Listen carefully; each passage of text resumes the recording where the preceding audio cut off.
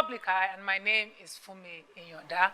Today's conversation is going to be about labor, or what is still known in Nigeria as the labor force, or as I would like to, for the purpose of this show, call it inclusion of women in work and dignifying work.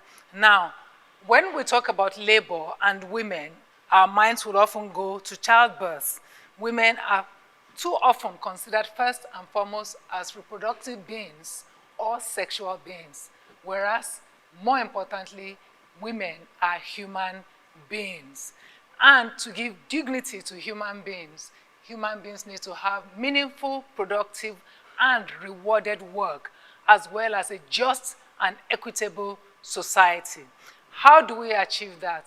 Since traditionally, when there's been conflicts or difficulties, it also provides opportunity for women to enter the workforce in ways and areas that are usually unexpected. It happened after the Second and the First World War. It's happened after all the major economic meltdowns. For Nigeria, the past decade has been challenging, especially the past 6 or 8 years. It has also provided opportunity for women to enter workforce that is traditionally not meant for women. What should the future hold? What kind of workforce can we build that would include women and give them opportunity for full dignity, first and foremost, as human beings? That will be our conversation today on Public Eye. I'm looking forward to it. We'll take a short break. When we come back from the break, we will start our conversation.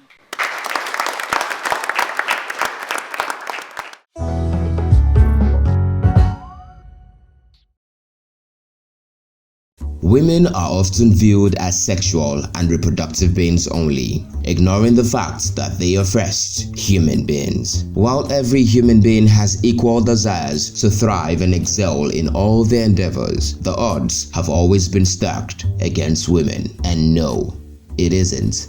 I started this work at age 5. I was told by my dad that I always stay around him whenever he's working. And since then, I know I'm doing good. I'm doing very great in the work.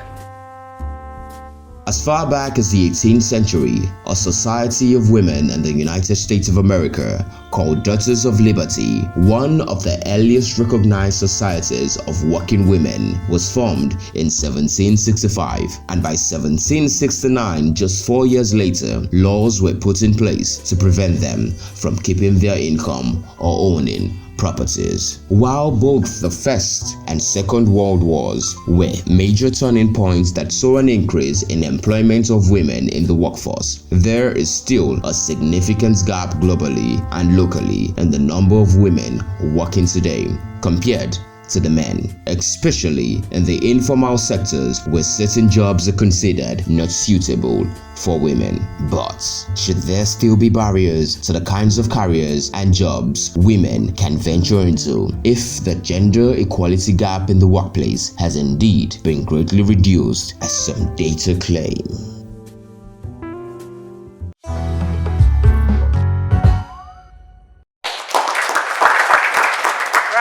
Welcome back. Public Eye it is, and our conversation today is about women in work, opportunities for women, inclusivity for women, and the challenges going forward. My guests are two lovely and unusual young ladies. I'll start with the young lady directly in front of me in purple, and that's Amarachi Ihezie. Amarachi is 30. She's a graduate of sociology from the University of Calabar. And she was a teacher briefly before she decided, you know what, I can't do this anymore. She quit the teaching job and she became a tricycle rider. She came from Warri this morning to have this conversation with us. So it's my pleasure to welcome Amarachi into the studio. Good day, I should say to you, really, isn't it? Good day, ma. How are you? I'm very well, thank you, ma. Right, sat beside you there is Okolie, precious chinaza. Now, Chinaza is also is a student now. She's a student at the University of Lagos, isn't it? Yes, ma'am. And you are an automobile repairer, mechanic, they call them. Yes, ma'am.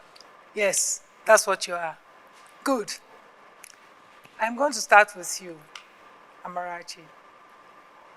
Isn't teaching better than being on riding keke map? No, it isn't. teaching is not better than riding keke. That's what I used to think before.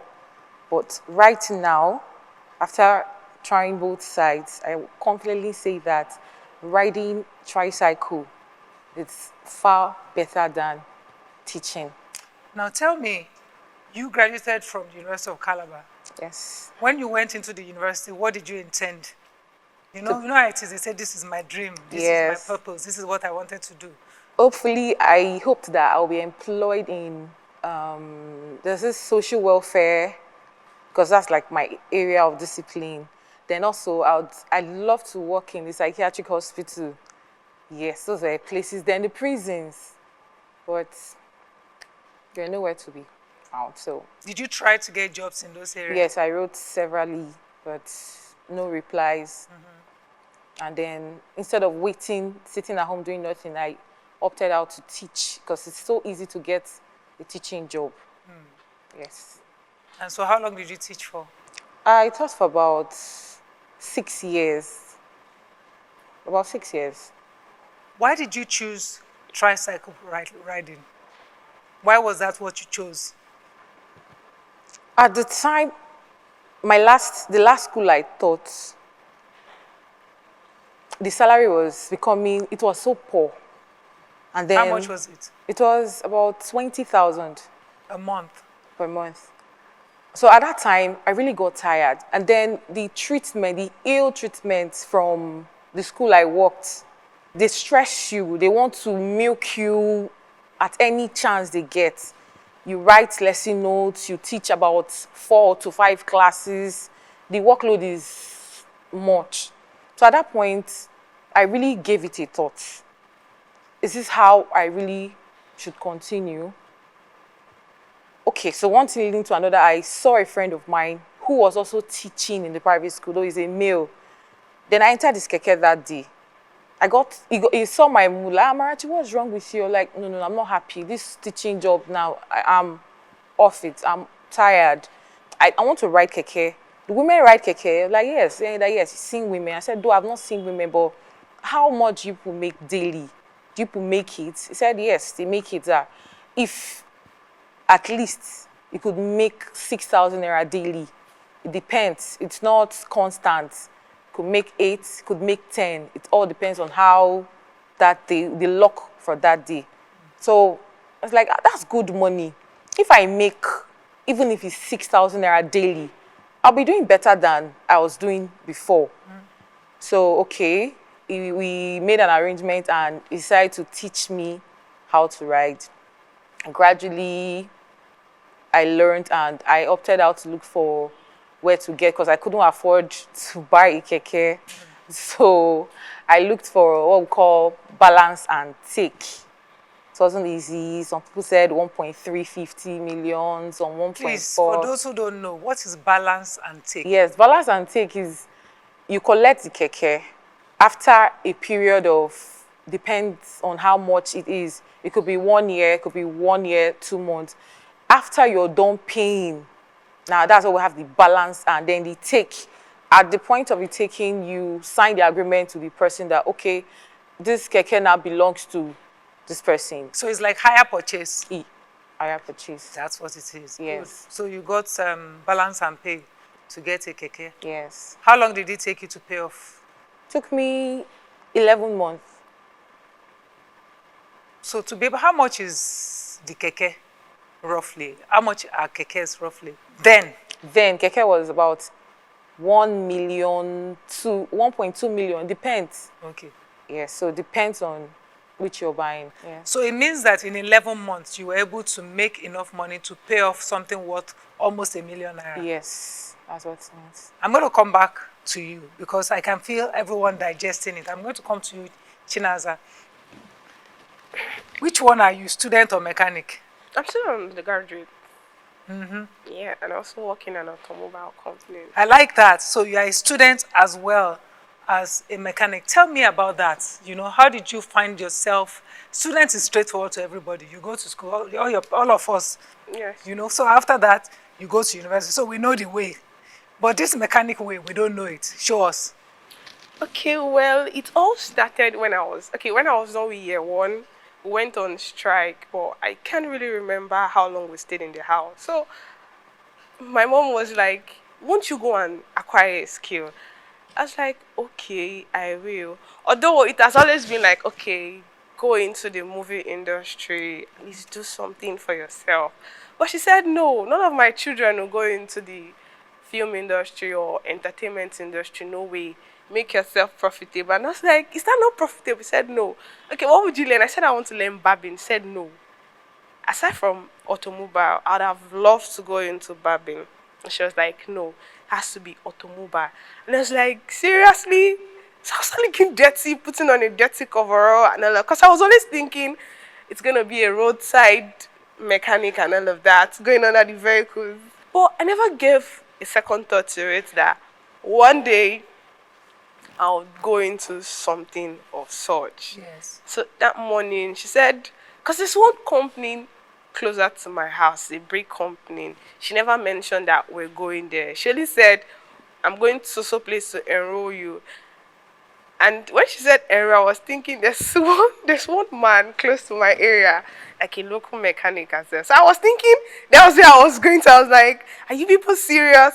So my neighbors would see me on dirty cover. I was saying that in my mind that I can't do this. Then we went there. It happened to be a very big place that I like.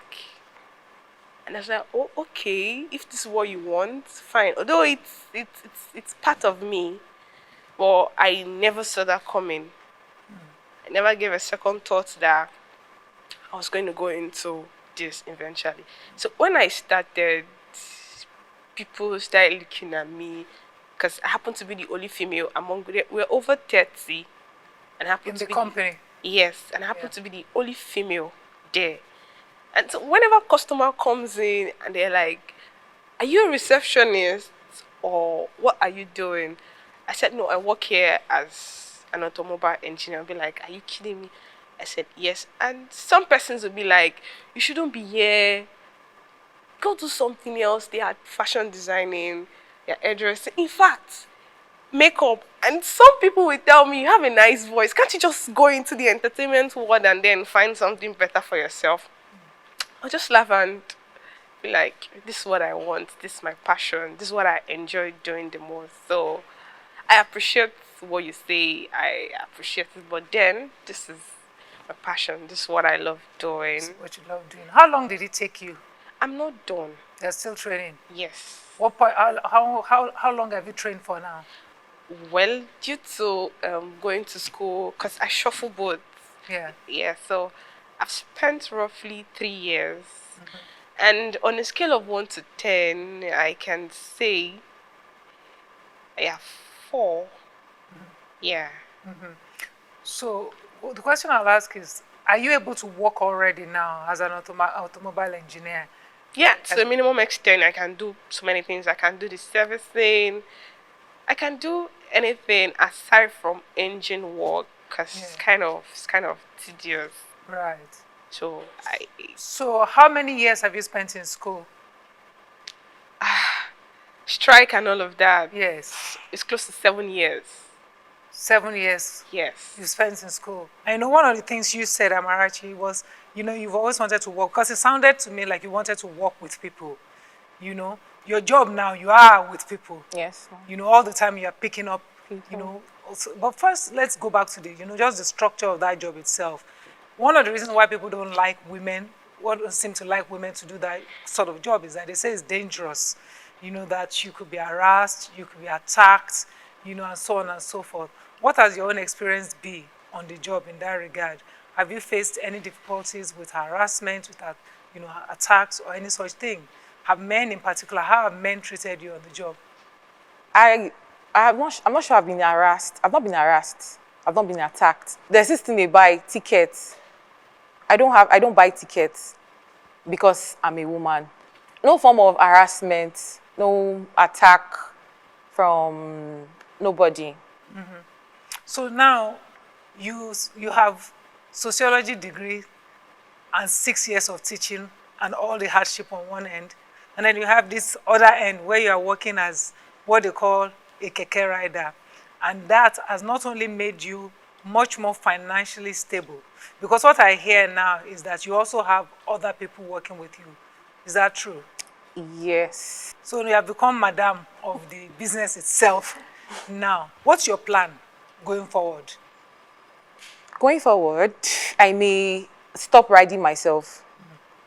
And then since I have people balancing me, okay, I could work with that for now, but I've not really thought of it. Eventually, when those people pay off, I may need to have to buy another one, look for someone else to balance and carry. So for now, I really don't know what I would do at the end of it all. You know, start thinking about the future beyond just now, because you can build a business Yes. on this. I easily see it. If you want to talk with me on the back of it, yes, I can easily see you building a business on it. And more than that, particularly with this, the Road Transport Union of Nigeria is one of the most powerful unions in the country. There's very little women's representative there or representation there. And what happens with the road transport is just people working in road transport. Yeah. And after a while, women can join the union, women can rise within the union, women can become king makers within and queen makers within the union. I'll take a short break from you again. Come to Madam Mechanic. What is your own plan for the future? Do you know now? Well, after school, after this school that you must finish by fire by force. Yes, so I feel you, my darling sister. Thank I feel you. ASU is still on strike, so it's not a blame.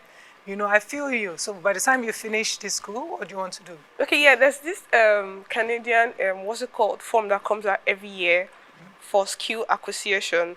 So when it comes out, I plan on applying. What you want to do is you want to acquire more skill in the area of because I want to go more into assemblies, just like Innocent. That's what I want to do. That's what you would like to do. Yes. Great. That sounds really good. So, I mean, since other girls have seen you doing what you are, particularly for your generation of women and women who are in school or going into school or have finished university, when I say school, that's the university level. Yeah. Do you think more and more would begin to look at, you know, that particular area? Are there more women in your company now? No, after you? You're still the only female. Yeah. Why do you think that is so? Well, you know, in every profession, there's always a downfall. Let me use it that way, even if it doesn't correlate. You know, many times people would be like, don't you see yourself growing more so at the end of the day? Or don't you see yourself looking more like a guy? Yeah. At the end of the day, and you're not going to look attractive because you're already looking masculine and all of that. Even like someone like, oh, I can't do this, so I can't just imagine myself deforming myself all in the name of this profession. You get, so when people tell you that, you have to give a second thought to read that what these people are saying, is it really true? But as long as you know where you're headed, as long as you know what the future is for you, as long as you know your plans, I think it shouldn't bother to you.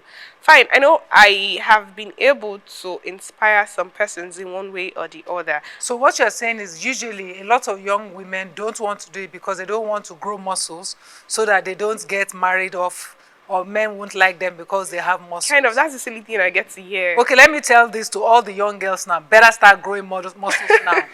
What makes you look better as you get older as a woman is stronger, firmer muscles. That is aging. Aging is when your muscles fall apart. And what makes your muscles fall apart? Two things. Your hormones. When you're older, your female hormones are not as strong because they're the ones that hold you together. And then the second one, you are not as fit because you are not doing a lot of, that's why the mothers in the village, you see them, they're still firm because they are farming. So their muscles are still being used. You do the same work, don't you? Yeah, I do. Show me some muscles. Show me some well, muscles. Sally, I don't have. So exactly. So maybe that's what a lot more women, and it's a legitimate concern. You don't become like a man because you have a few stronger muscles. You are still going to be a woman with strong, firm body. And that is not a bad thing. Two, would you rather have muscles and money to take care of yourself and your children, or the idea that men might like you? Money is the thing. Big money, plenty money. So maybe that's what to say. I'm saying it generally now because I know this. I'm sure you've heard that also in your business. I myself, when I was younger, I wanted to be an athlete. You know, in school, I wanted to run. You know, and everybody kept saying to me, oh, you just grow yams. All your legs will have yams. Nobody will marry you. It's not a legitimate concern. I think that work, dignity, to be able to earn your own living as a mother, as a woman, as a wife, if you choose, as a non-wife, whichever one you are, first and foremost as a human being. Tell me now, because we're going to invite somebody from the Nigerian Labour Congress, because we do want to talk generally about women in the workforce, and I want you to join that conversation. But before we go on the break, I'd want you to say, you know, if you had known a lot younger, what would you have done to make sure that you get to where you need to go to faster? I'll start with you, Amarachi. Okay, Ma, I'll say that when I started realizing lots of money from riding keke, I told myself, if I had known all those years I wasted teaching in those private schools, that was when I would have started. Because you make a lot of money daily. You go home with lots of money. Come, how much do you make daily, roughly? Roughly, the day I don't work, maybe I'll go home with 8,000 naira. That's the day I don't want to stress myself, or that's the day I'm not determined that, today. Then the day I bring out everything that today, I can go home with 10K, 12K, 15, it depends. Let's do an average calculation. Okay. So that's 8,000 naira on a day where you're not stressing yourself. I'm just doing it. Let's not try too hard. Let's not, let's not hustle more than we need to hustle. Yes. So that's 8,000. Supposing you work 5 times a week, Abby, let's say we don't want to do, too much work. How many times a week do you work? 4 days, 5 days? I work 6 days. 6 days. Because you're a Nigerian woman, you can like to hustle. Yes. Because, okay, let's say that, let's just do average. You don't want to work too much. So that's, if you say 5 days times 8, whose mathematics is good? That's 40. That's 40. That's 40,000 a week. If you work, that's 4 weeks in a month. 4 times 4, That's is 160,000. 160,000 is better management money. A lot. It's good money. Good money. Very good money. So if you had known. If I had known, those days I was receiving 20,000, 12. I tell you. The way it's sounding like that 20,000 is still paying you now. The one that pains me to tomorrow was the school I spent 3 years teaching there, and I was collecting 15,000 naira. 3 years. 3 years. Some people are wasted years. It pains me till tomorrow, but thank God. No years are ever wasted. Yes, can't turn back the hands of time. It was for a reason. Yes. But I do think that the times you spent, for example, in university, no knowledge is ever wasted. No, I don't regret those times. Yes, because it's giving you the kind of mindset that I can see that you have now, that you will take into your business going further. And also, even all those years of teaching, you've learned to deal with people, you've learned what to do and what not to do. So that will work in your business also. So I'm really excited I'm really looking forward. I would like to see what you will do in the next 10 years. And 10 years goes quickly like this. Very quickly. Very quickly. And in 10 years, you can do a lot. All right. Chinaza, so what are you going to say that if you had known, you would do differently? Well, First, thank God for your mom. You know what I like about what your mom said? I think what your mom was trying to say was do something not subjective. Oftentimes, women go into things that are subjective. What I mean by that is that whether they like your face or they don't like your face, they need it. Some things that human beings need. Pandemic showed us when the world shut down, everybody needed food. Yeah. Everybody needed health care. Everybody needed transportation. Those things are key to human existence. So I think that's what your mom was trying to say. But now that you know, what would you have done differently? Well, if I had known before now, maybe I would have just dropped sociology, and then pick up the Canadian form. If I had known earlier before now that such a thing comes up once in a year, maybe if I'm over there, I believe I would have learned a whole lot of things. Then coming back here, invest in myself. At least if I'm the youngest, automobile, because currently we don't have.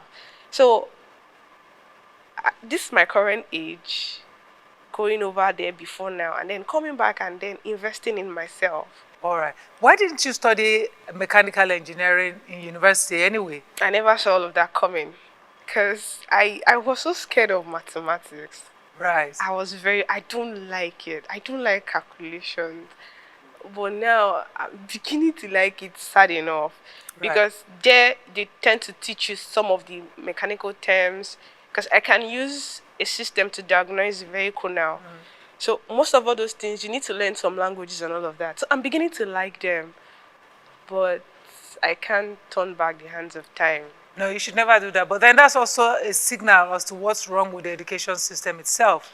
Because the same thing that required you to learn mathematics is an applied science. Yeah. So they always make this mathematics as if it is one big juju somewhere everybody should be afraid of. Mathematics is in everything. When you are cooking, you are using mathematics.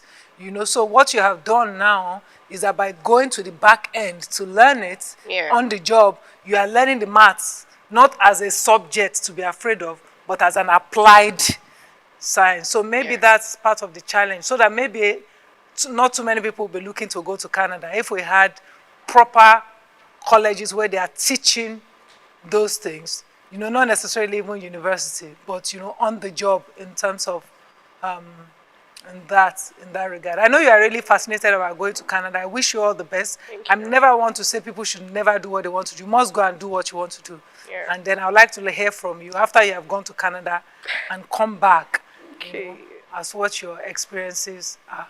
Thank you, ladies. I'm going to take a break. When we come back from the break, we're going to pull the lens out a bit into the major workforce, just the workforce for the country itself. How do women become more included in all aspects of work, depending on what they themselves desire to do? Should there be work that's off limits for women if they choose? We'll take a break.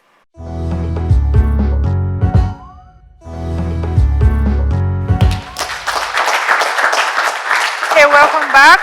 It's Public Eye, and the conversation now is about women in the workforce, what is and what can be in the future. We've been joined now by Comrade Agnes Funmi Sessi. She's the Lagos chairperson for the Nigerian Labour Congress in Nigeria. She's an activist par excellence for years and years, decades. It's my pleasure to welcome you on board, Comrade Sessi. Thank you, Auntie Funmi. It's my pleasure to be here. So it's Funmi to Funmi. Yes. It's good to have you. Thank you. So, I mean, you've been listening to our conversation. What did you make of these young ladies to start with in the first instance? Well, let me start by saying that Nigeria Labour Congress, it means that labor creates wealth, and also there is dignity in labor.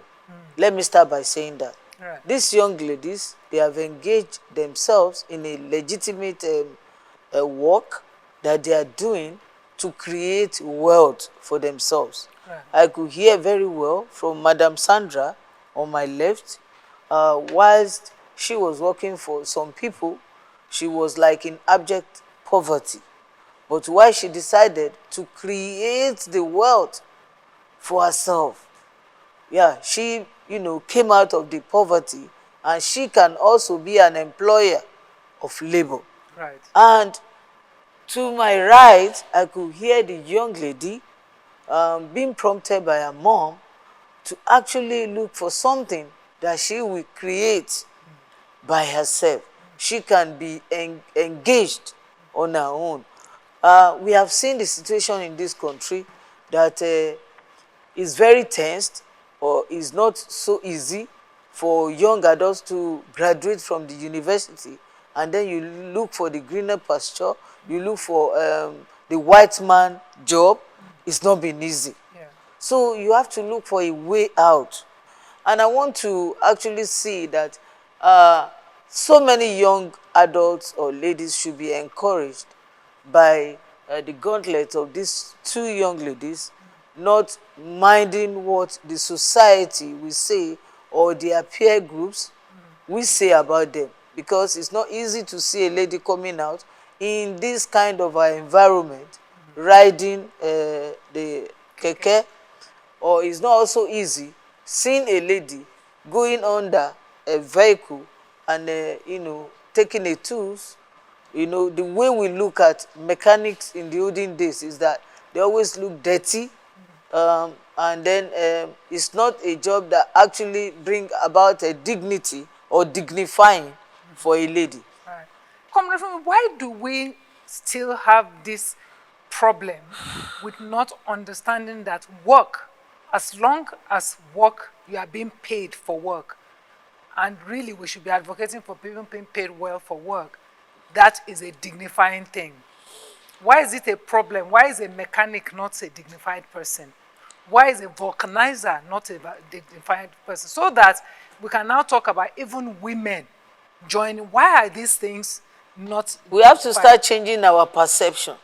We have to start changing our, the way we think in Africa. And that is why the ILO Convention, International Labour Organization, we talk about equality. We talk about gender equality and gender balance. The same pay, there should be no differences. Somebody that is employed as an engineer or a builder, as a woman and man, there should be no disparity in their payroll. They should be given the same kind of assignment. In all the areas of work, women should also be allowed. That's why I started the show by saying that women are first and foremost considered as reproductive beings rather than human beings. Exactly. And so even now when we are talking about first and foremost, God let her get man that will understand. How's about her own human, because women spend most of their lives as human beings. They spend a small part of their life as reproductive beings. Yes. Is this not the perfect time for that to begin to change for women too? Because now things are difficult. Oh yeah, now come and finish the school now. Oh yeah, now go and take the white collar job now if you see. Oh yeah, now go and teach and collect 15,000 naira. So now we are presented with a tough time that also gives us a wonderful opportunity to begin to break the mold, because the mold won't work now. Sister Funmi, do you know that for us as women to excel and also to prove our mettle, the men will never give us the opportunity. We have to go all out there and also prove ourselves for what we can actually, give to the society. You have to compete for the space. You have to compete for the job. So how do we start by, thinking of the future? Number one, let's think about girl-child education. At least education will solve most of the problems, and that will be the foundation for a lady to contest and to compete for space. If you want to become a politician now and you want to succeed in life, for the office of the president, at least you must have a certain level of a certificate. They will never say that we can allow somebody that has not passed through the four corners of the wall of the school to become our leader. So if you want to take a position of leadership and a position where you'll be respected, even amongst the men, where the men will stand up and then they will give you your recognition, we must have a girl-child education. Not only that, we should train our children together. There should be no gender disparity. The way we train girls, we should also train boys the same way. Once we are giving them assignment, give the girls the kind of assignment you think, this assignment is only for boys. Or no, it's only girls that should be in the kitchen, while the boys should be doing any other thing. No. Let's train them in the way that we feel that tomorrow or the future, these girls will not only be useful to themselves, but they will also be useful to in the society. The good examples that we can lay down for our girls so that they will not come out and start roaming the streets from the school, and they will not also give in to peer pressure for bad kind of living. I would want to see the parents encourage their girls, like my young sister on my right, to do this kind of jobs. Electrical engineers, architects, And all we've of that. seen so many of them Isn't in it Nigeria. also, a lot of things are changing very rapidly. Technology also is changing a lot of things. Right. And I'm interested in the things that force change, because most of us as human beings, we like our comfort zones. But when something happens drastically, we move, we change as we need to change. And a few things are happening around the world. A few things are happening in Nigeria that has already started to force changes.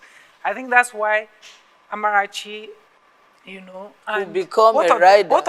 that's why both of their examples are good, because had it been that she could just stay in university and spend 1 year, spend 2, she won't think about it. But because of the hardships, that's not a good thing. I'm not saying war is not a good thing. War made women go to work that War men front. do. But war is not a good thing. Difficulty and hardship is not a good thing. But sometimes that's what becomes necessary. It brings the best out of one. It forces situations that ordinarily we would not, pay attention to. And the example of these young ladies I really like. It's just a perfect one. Is yes, because they resonate. I was paying attention to the audience, which is mostly young people. It resonates with not just the women, but also the men. And drawing their strengths. Yeah, because at the end of the day, this is a generation that wants to live its best life. And what I like about this is that there's a whole generation of people who are, in 10 years, they won't be where they are today. But they are imbibing things that will inform what they will do in 10 years.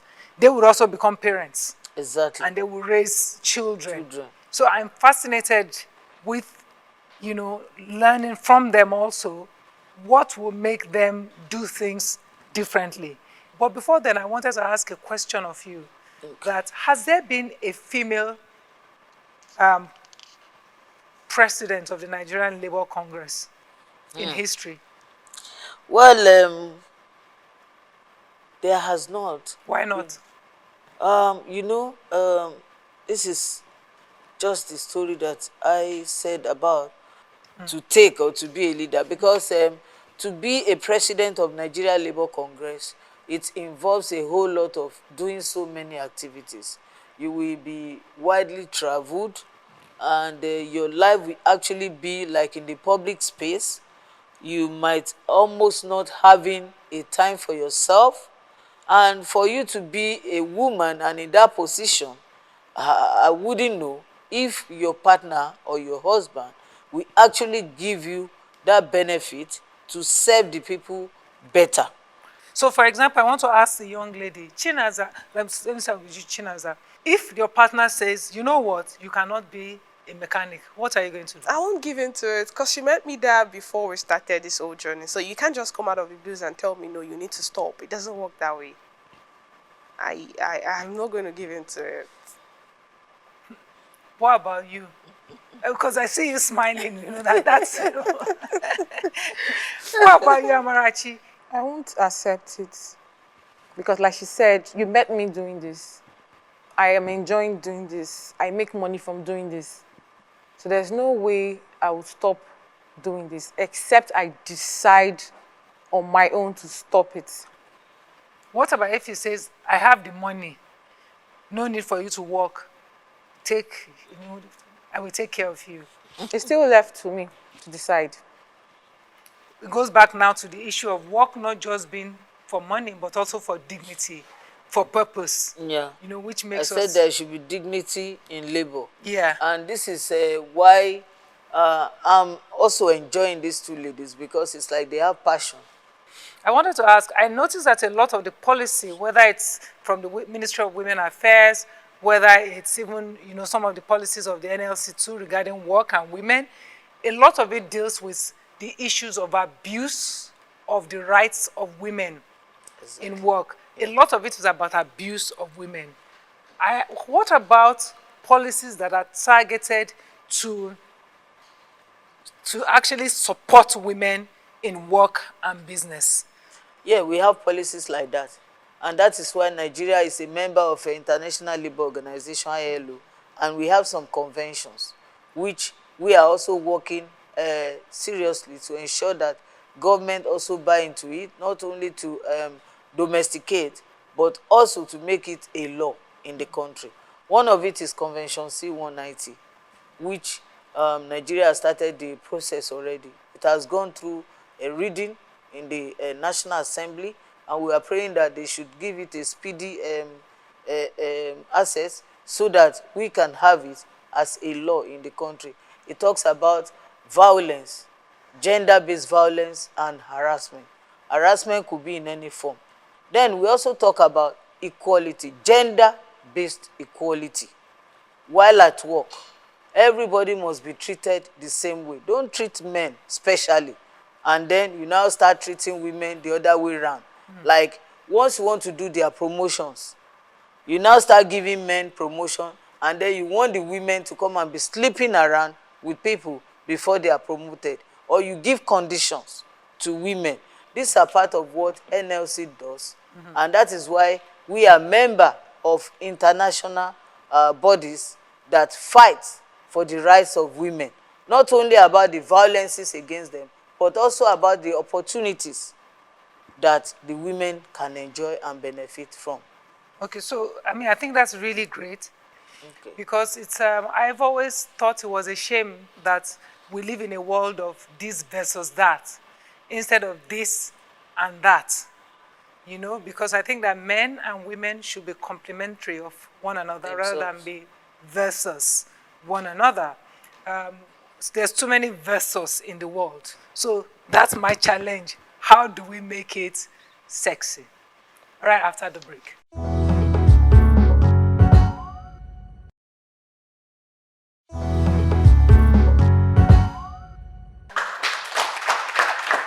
Right, welcome back. Public Eye it is, and our conversation is about women and work, especially about giving value to work that women are not traditionally expected to do, and also the value of work that women do. It isn't so much that women do not work or are not fully engaged in the workforce, but how valued is the work that women do, and how well paid is it? We're going now to question and answer, because I think that to talk about the future, you must talk with the young. And our audience is mainly young people. In the studio with us already is the chairman of NLC in Lagos, that's the Nigerian Labour Congress. That's Comrade Sessi, Funmi, she's here. And also two young ladies working in areas that are considered culturally unusual for women, Amarachi and Chinaza. Right, who wants to go first? Okay, my question goes to Amarachi. First of all, I'll say I'm really inspired by our story, but I'm actually not inspired to be a keke driver, actually. I'm only inspired to be what I want to be or focus on my own dreams.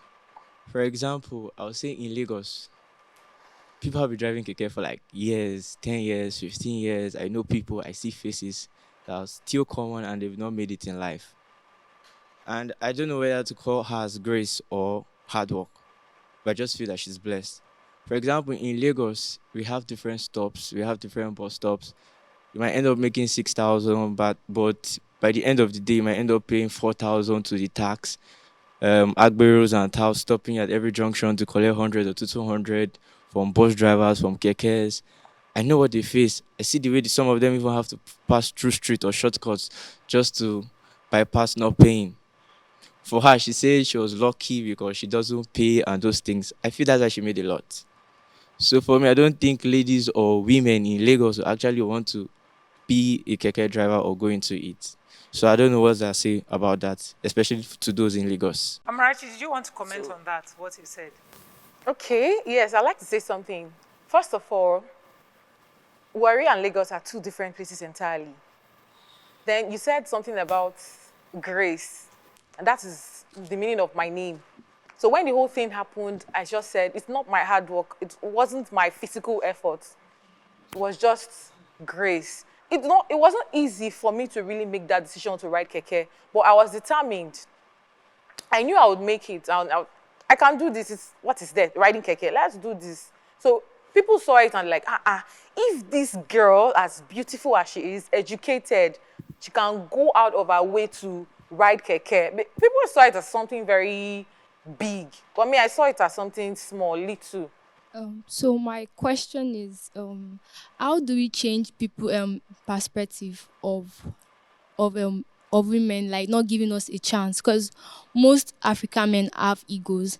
Like for her, she says she's a mechanic. There are some men that will like, why will I want a lady to like fix my car? I will like not want to give her the chance, even though she's competent at her work. Like, so like, how do we change men's perspective concerning that? Okay, rightly as I've said earlier on, that we women, we also need to believe in ourselves first.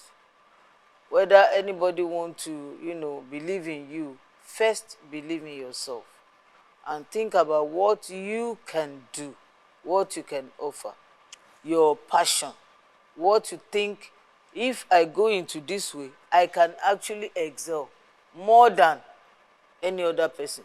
Either we have multiple of women or multitude of men in this area. If I venture into this area, I will do well.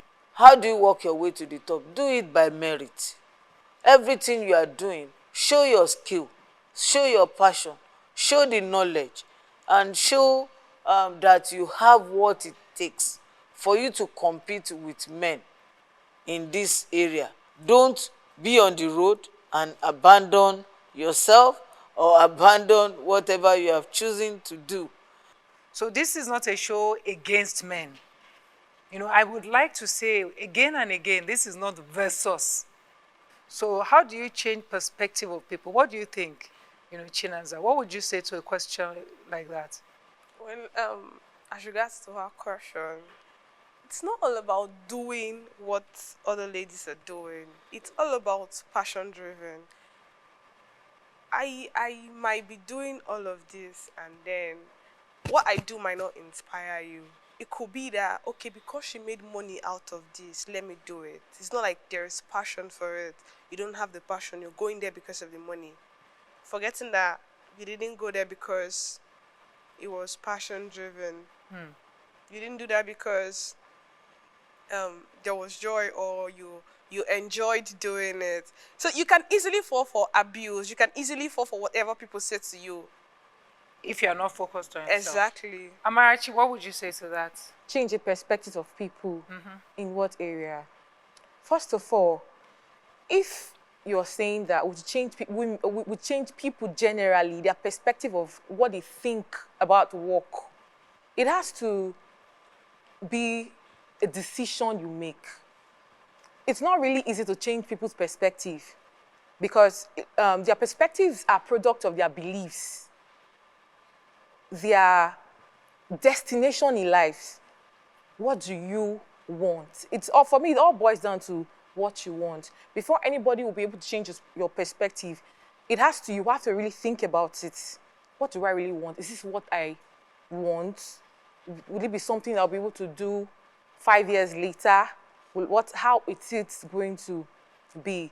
So I am one person that always, when you talk about changing people's perspective, I'll tell you, you can't change people's perspective. The ball is in their hands. They need to be distinctive. They need to answer the questions because a lot of doubts are within. So to change people's perspective, it may be difficult. Depends on how strong-willed they are or not. I think we begin to do more of advocacy, and we begin to do more of this kind of talk, where we would now start expanding the horizon or the scope of how ladies should not limit themselves, how they should, begin to believe in themselves, and to also not give in to what the society will think about them, how they will feel so low about a particular job. What I've said earlier, there is dignity in labor. You see people now, just for them to survive, they go into some kind of a job that years back they would never ever think of ever doing. But these are the kind of job that you have gone into, that is providing food for your family, providing resources that you can use to make the ends meet. You should be very proud of it. Thank you, ladies, and everybody, gentlemen, everyone who's come on the show today. I think that that's a really great place to end the conversation, because I think that in summary, what you have said now, women being are human being. First and foremost, you are a human being, and you're responsible first and foremost to yourself and yourself only. You're responsible to, whatever your belief is, you are responsible to God. That's between you and God. But other than that, you're responsible first and foremost to yourself. The way Amarachi puts it is quite interesting when she said, change people's perspective about what? About that I work, about that I take care of myself. Why should I be ashamed of the fact that I work?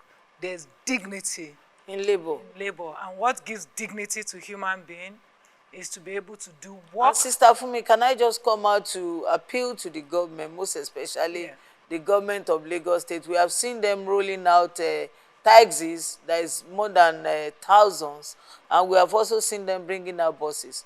I will appreciate the government of Lagos State if they can, bring out young ladies or young adults, and even those elderly ones that are ready to work. Let them train them and let them give them these resources. So this, what you're calling for, I actually like it because it's quite direct. I like things that we can actually measure easily, because, for example, all the buses and taxis, if there's a percentage that must go to women. To women, so that's that what I'm they saying. would actually lay out a clear criteria. Exactly. For there should be gender equality. Yes. In giving opportunities to people who will be in care of all these the buses and the taxis. I'm very interested in the transport. Inclusion of women. Yeah, I'm like a bulldog with this kind of thing.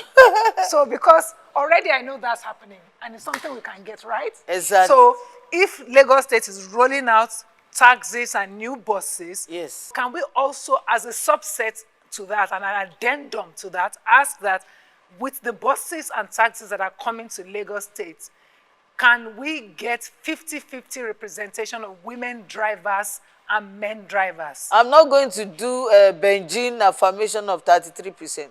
I'm going to do 50-50%. Okay.